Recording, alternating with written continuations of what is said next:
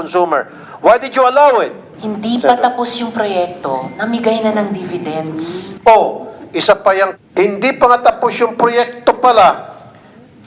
Daig pa si Judas. Naghati-hatian na ng pila. In weather, Mawari intensifies into a super typhoon as it moves away from Guam. Pag-asa last spotted Mawar Center at 2,130 kilometers east of southeastern Luzon, still outside the Philippine area of responsibility.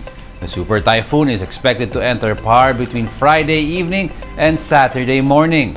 Its rain bands may bring heavy rains over Cagayan Valley by the weekend and may enhance habagat over the western portions of Luzon and Visayas.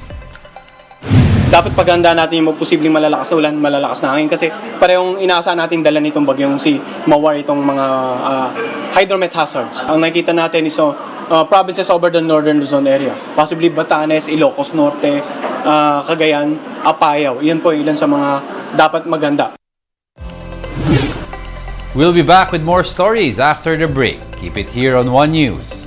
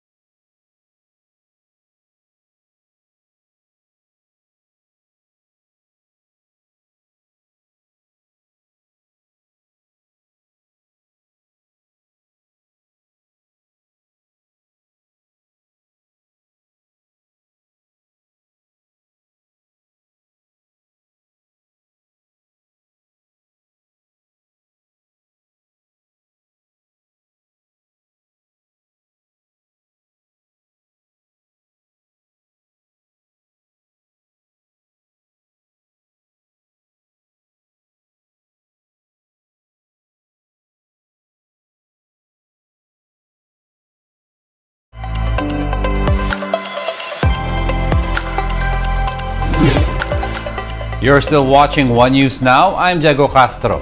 A veteran journalist says it's clear that there are ethical issues involved in the joint venture between ABS-CBN and Romualdez-led Prime Media.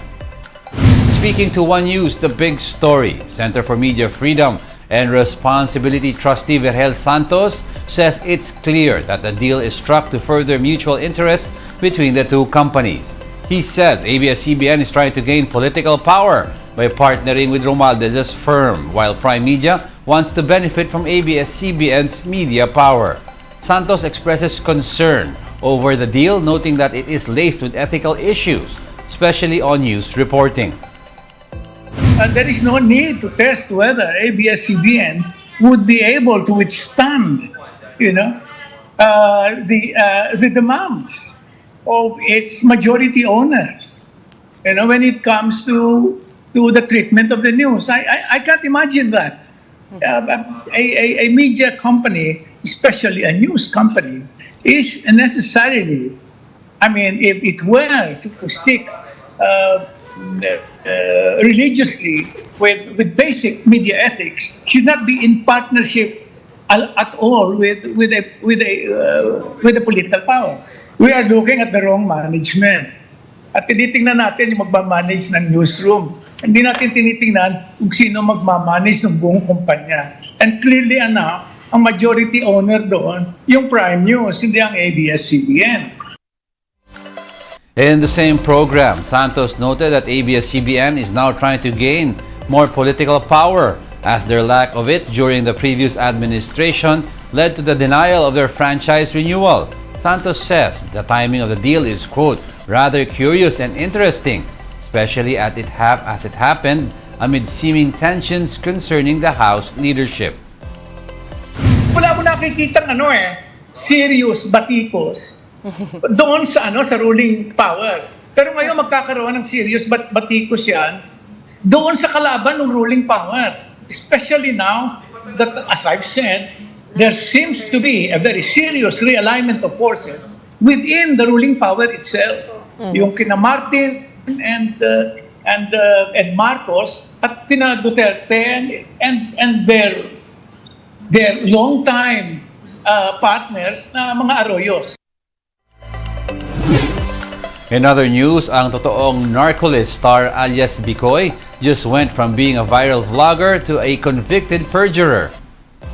Peter Advincula, the man supposedly behind the Ang Totoong Narcolist videos, has been found guilty of perjury over false claims made against members of the Free Legal Assistance Group or FLAG.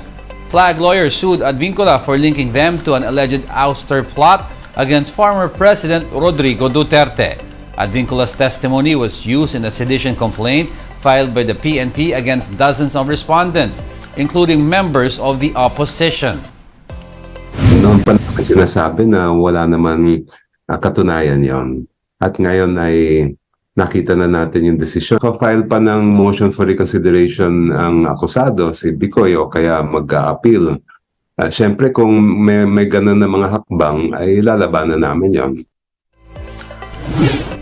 The Health Department is set to ban trans fat found in fast and junk food in a bid to curb the high number of deaths due to heart diseases. JC Cosico tells us more. Are you into fast food? How about pastries like cakes? Or junk food? These so-called guilty pleasures should be taken in moderation as these contain trans fat. Trans fat is usually found on junk and baked food and even on fried food. While it has a longer shelf life compared to other fats, it also raises bad cholesterol levels in the body, which increases the risk of developing heart diseases. Ito naman yung mga nag-harden sa ating mga blood vessels. Kaya nagdudulot ito ng heart disease. Pwedeng tumaasin yung blood pressure mo because of the trans fats. Pagtaas ng blood pressure, pwedeng tamaan ng utak o pwedeng tamaan ng inyong mga bato. Pwedeng humina yung katawan. According to the World Health Organization, trans fat intake is responsible for up to 500,000 premature deaths from coronary heart disease each year around the world. In the Philippines alone, ischemic heart diseases remain the leading cause of death among Pinoys in 2022, based on data from the Philippine Statistics Authority. In a bid to control the number of individuals developing heart and other non-communicable diseases, the Health Department has issued an order eliminating industrially produced trans fatty acids in the country.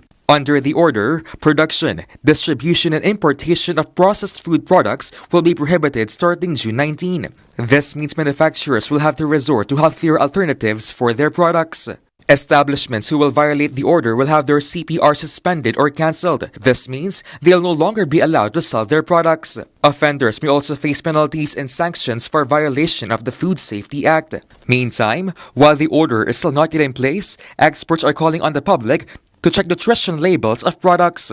This is to make sure they're free from trans fat. Along with that, nutritionists advise that it's best to eat whole foods like fruits, vegetables, and lean meat. Avoiding processed food and using healthier oils like canola, olive, or corn oil is also a plus. Pwede naman paminsan-minsan, pero kung araw-araw, mayat-maya, no, yan yung kakainin ninyo, panay fast food, no? Yan yung maaari magdulot sa inyo ng maraming sakit. For News 5, JC Cosico, We Are One News.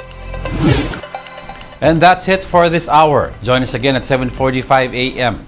as we continue to monitor the day's biggest stories. I'm Diego Castro. We are One News. All sides, all the time.